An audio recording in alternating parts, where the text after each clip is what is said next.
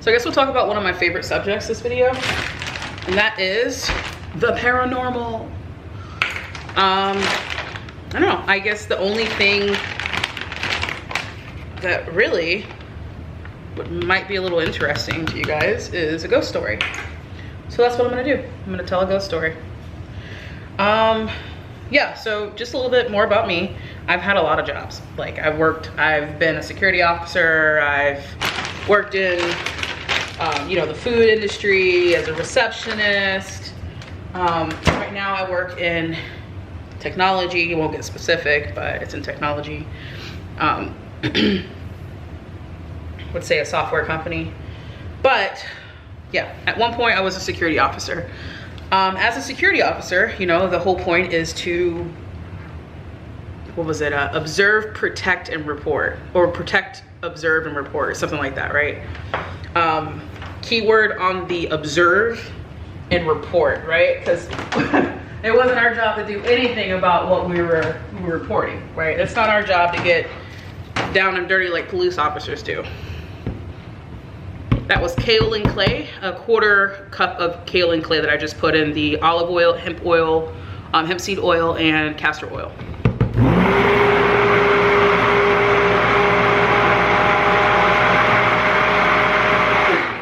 Mix, mix, mix. My button for my mixer is starting to push in a little bit more than what I remember, so might need a new one pretty soon.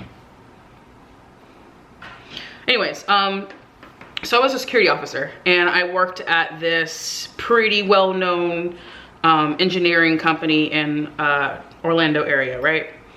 Now, I worked 3rd shift, so basically the graveyard shift. Overnight, I worked from like, I think I went in at like 5, and then I left early that 5 a.m. in the next morning or something like that. It was like a 12-hour shift or something. Anyways, so I worked overnight. Now, as a security officer, again, let's go ahead and mix the lye and the water.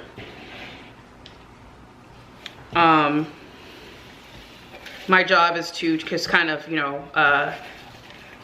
walk around and make sure that no one's on the property that isn't supposed to be on the property. Make sure all the doors were locked in certain offices that had, you know, sensitive material inside of the office, and just kind of make sure everything was in order, right? That's really all, that was my entire responsibility. 3rd shift, as you know, there's no one in the building, no one's working. It was just basically me, myself, and I in this huge building, engineering building. Now, I would bring like a ton of stuff to keep myself busy. I even did my nails one time, which was probably a really bad idea because you could smell the acetone in the air when people came in the next morning. But whatever, I was kind of, you know, I did stupid things like that back then. Anyways, one of the things I got into because I had so much time on my hands was spirituality, right? And I'm mixing this mixture up until I don't feel any of the beads on the bottom. The lye and distilled water mixture. Now, I got really spiritual after doing a bunch of research and just kind of, I was reading the Bible, I was reading a bunch of other stuff and just trying to get in touch with my spirituality, right? Now, in my opinion, when you do things like that and you start opening yourself up and you kind of start learning more, you start opening your 3rd eye, and everything's just kind of like coming to you in full force. Now with me, I started noticing things, right? It wasn't just, you know, like I would say, I don't know, it's so hard to explain. So I would start noticing things that I wouldn't notice before. And it was, you know, like seeing things in the corner of my eye, moving in the room, in the, you know, the security building room that I was in. And just kind of seeing things that weren't there, so to speak. And I would be sitting in this office, in the security office, and I would keep the door open because I'm a big scaredy cat. You know, just so I wasn't, you know, in the room by myself, and there was like only one exit, so I had to keep the door open. But I would see almost like someone was walking past the door, right? And I would just think, oh, you know, it's just my eyes playing tricks on me. It's 3 o'clock in the morning. I'm super tired. I'm probably just, you know, hallucinating or something, right? You just start kind of explaining it away, because there's no way there could be someone in the building that isn't supposed to be in the building, right? So my security officer didn't, you know, my security officer reflexes didn't kick in. What happened was I became a scaredy cat. And I kind of just like blocked myself in the room. Now, in this room, the security offices, there's cameras. So the first thing I did was look at the cameras. Is there anyone in the building? Did anyone badge into the building and come in when I didn't notice? Nope, no one's supposed to be in the building. So I'm thinking to myself, okay, I'm just really sleepy. No one passed the doorway that I'm referring to. Anyways, one of my responsibilities is to make rounds, and that is basically just simply walking around the building. And again, making sure that everything's in order. So I'm walking around this building, walking around, and it was on the third or fourth floor on the specific side of the room, of the building, I mean. There was one area, and it was directly in front of a, what would you call it? Like a meeting room or whatever, right? I always felt chills. I always felt like there was something there. I got to the point where I was so freaked out that whenever I walked through the building, I would walk sideways so that I could see in the front and see in the back and just look back and forth. I probably looked so silly on camera. I don't care, but I was kind of scared. I was a scaredy cat, and I was a security officer, right? So, anyways, I felt super weird in front of this one area, right? So I'd always kind of run past it. And then I got to the point where I just stopped going there, and surprisingly, I never got in trouble for that. They never noticed that I didn't go into that, you know, basically didn't do my job. But I decided to go ahead and tell the officer that relieved me the next morning. And he's a really cool guy, you know, we kind of just would talk about random stuff whenever he came in and then I was about to leave.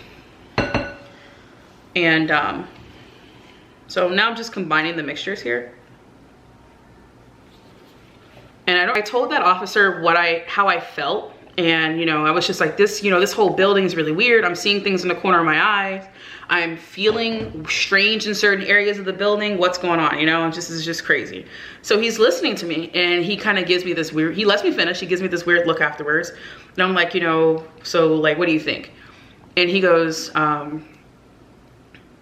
you didn't hear this from me, but one of the main managers of the building died on the third or fourth floor. I don't remember which floor it was. Right in front of the conference room in the same spot that you're talking about. And I'm thinking he's messing with me, right? I'm like, there's no way someone died right in the same spot that I was talking about, right? There's no way. He's just messing with me. He knows I work overnight. He's just being a dick, right? Stick blend. Anyways, so he tells me that the manager died, right? And I still think that, you know, he was lying.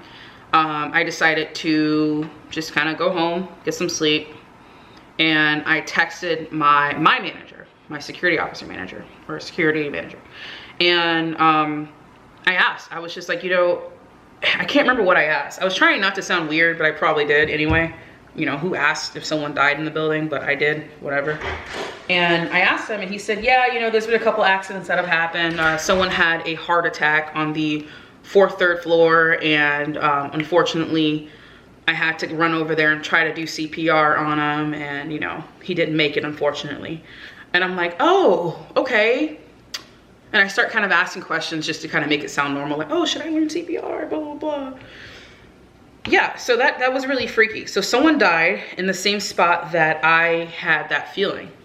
You know, but the same spot that was just really freaking me out to the point where I just didn't go back in that area. Someone was walking past the security officer, or I'm sorry, the security office doorway. So that's two things, right? Third thing, really creepy. This is kind of where it all comes together. All right, so I'm gonna go ahead and split these two batches. I'm gonna do an even split.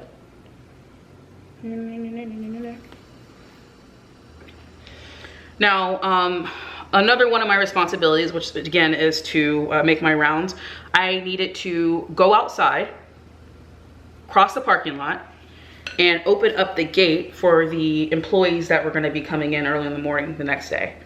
Now the gate only opens at like, I think it was like 6 a.m. or 5 a.m. or something like that. But when I walk outside, all the lights are off. Now normally there's at least a couple of, you know, street lights on, or parking lot lights are normally on, but they're all off at this point, right? I'm thinking they're doing maintenance, you know, it happens, whatever, don't ask questions. It'll just take me a second. I start walking across the parking lot to go open this gate. And as I'm doing so, I just start feeling extremely like just nervous, weird. I look up where the street lights are, not the street lights, but the parking lot lights. And they're pretty high up there. Like they're legit, you know, industrial parking lot lights. They're nowhere near the ground, right? There's no way for me to see something that, I don't know. Anyways, so I'm looking up in the sky, and I start noticing these sort of balls of smoke. That's the only way I can explain it. Now, these balls of smoke are forming, they're not even balls. They're basically forming, it's so hard to explain. They're forming sort of like designs in the sky, but they look like smoke. Super weird. And I was not supposed to put fragrance oil in both of those, but oh well, it's too late now. Do a little purple mica. Hopefully it turns out okay.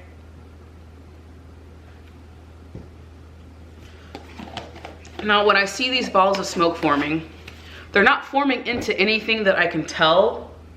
It's just kind of appearing, reappearing, disappearing, reappearing, right?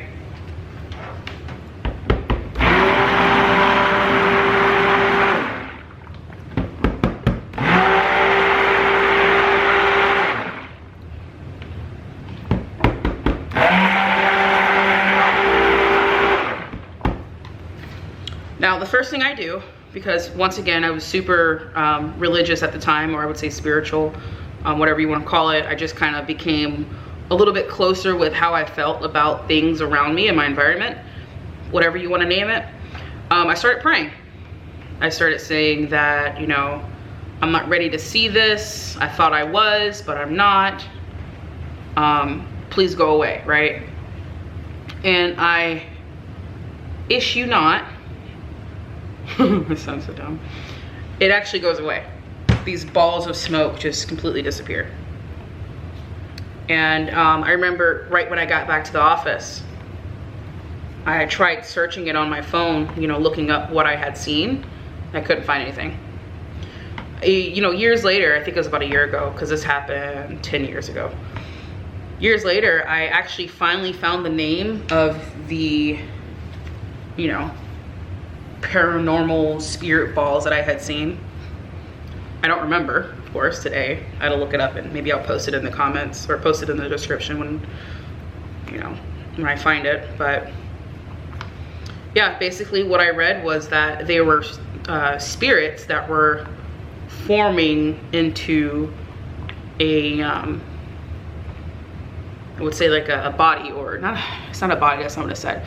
Basically, it was like spirits that were forming into something.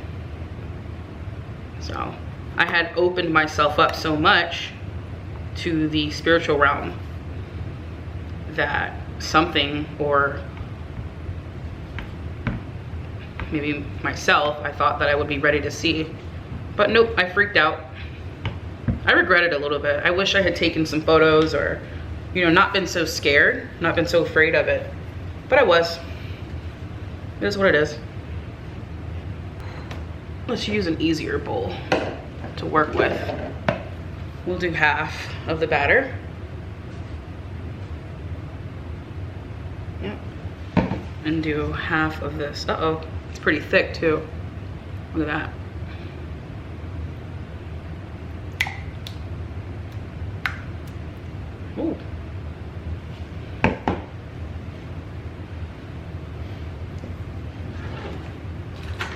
Grabbing a chopstick, I'm gonna stir it up as much as I can because it's pretty thick. This is called In the Pot Swirl, by the way. It's like my favorite swirl. Super easy. and pour it in.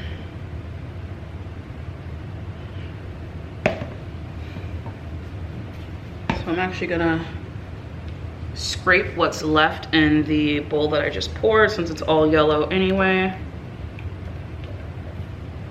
Pour it all in there.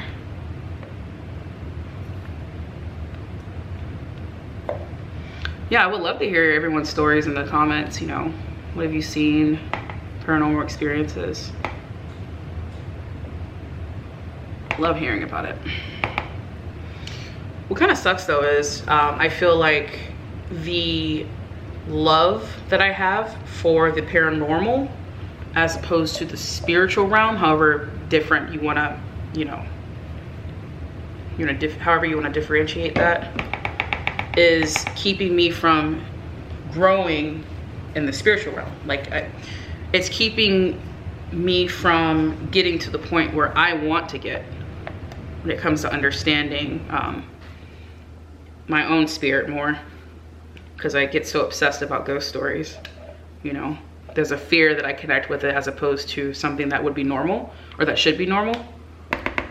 I've been told by a couple of different people, you know, mediums, psychics, whatever you want to call them, that I need to stop being afraid of it. And I think that's the reason why I am, is because I have an unhealthy, I wouldn't say connection, but an unhealthy view on it.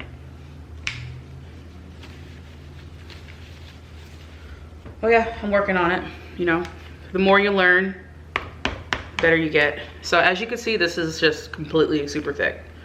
What I'm gonna try to do is flip the batter like upside down so it can kind of mix a little bit more. Get some of that yellow in there. I think that's good. One more time. Okay. Now again, this is actually turning brown. How brown, like how dark it's gonna be turning, I have absolutely no idea. We shall see. This is, of course, an experiment. Oh geez. Oh geez. I guess the top's gonna be yellow. I can dig it. All right, I'm actually gonna go ahead and let this sit for about 20 minutes, and then I'm gonna come back and texture the top, which is, you know, my favorite texture, with the spoon, and just kind of make like really cool waves, but you'll see in a second. All right, so I just have my spoon. I like to make these really cool waves. Just super simple, nothing fancy. It just looks really cool when it dries.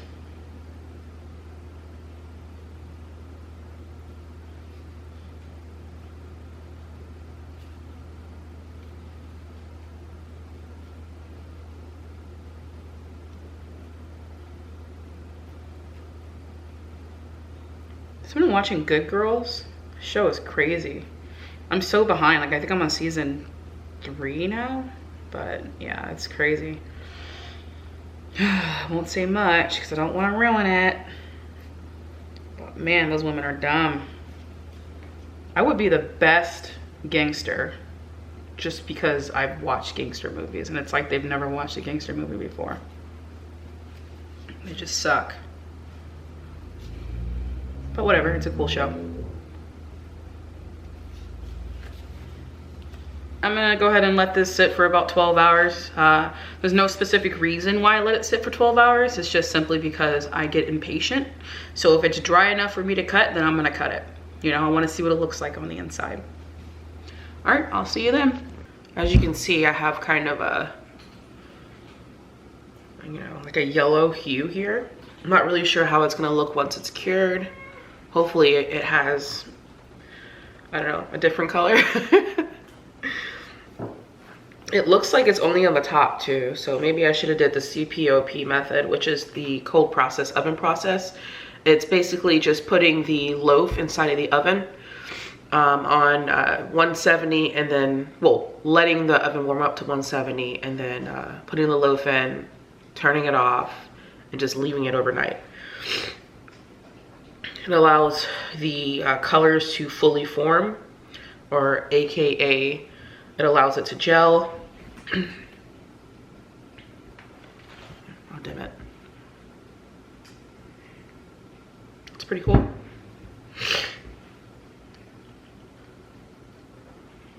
Yeah. All right, grabbing my handy dandy soap cutter. I really do hope it stays this color, but it probably won't. Now my soaps are pretty thick. I do 3 centimeters. I just think that's, you know, I have pretty big hands. I just want something that's in my hand, like I can hold solid when I take a shower, instead of something that's super thin, doesn't last that long.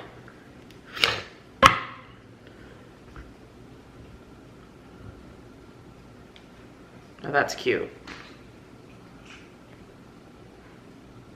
That is really cute. Advisor. Just consider the fact that you guys probably won't be friends if you end up losing money because you listen to him.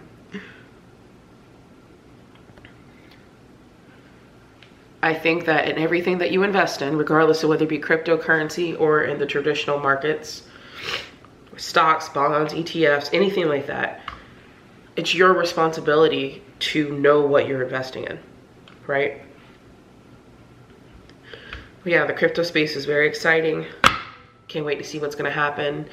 I'm mainly excited about the fact that, like, a lot of these institutional investors, like the big wigs, the JP Morgan and Chases, and, you know, Elon Musk is finally talking about it.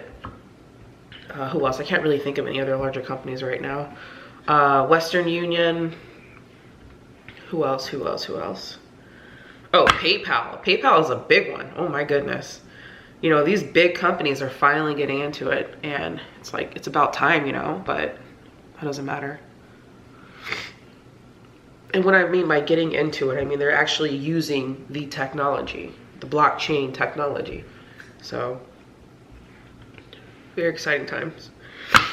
I will say a little side note about PayPal though, and you know, companies that are like it, they make it very, very, very easy for you to invest in Bitcoin, Ethereum, and I think they took off XRP because of the lawsuit. But even though it's extremely easy to invest in it, my camera won't focus. There. You actually don't hold your private keys. And if you're not sure what private keys are, it's basically the code that will allow you to easily access your money, right? So because you don't hold your private keys when you invest in cryptocurrency through PayPal, you don't actually own it, even though they say in their terms that, hey, you know, that's your money, you invested in it. The fact of the matter is, you have to ask yourself, can you move your cryptocurrency off of that platform to another platform? And if that answer is no, then you don't hold those keys. They do. They make it to where you can only invest and I would say, I guess, cash out. You can only invest and then withdraw. Deposit and withdraw, that's it. So you invest in Bitcoin or any other cryptocurrency that's offered on their platform, and then when you're ready, you can withdraw the funds into your bank account. The way I see it is, at some point, they're gonna have to allow you to be able to, turn this up a little bit. Allow you to be able to move your funds to a more trusting platform.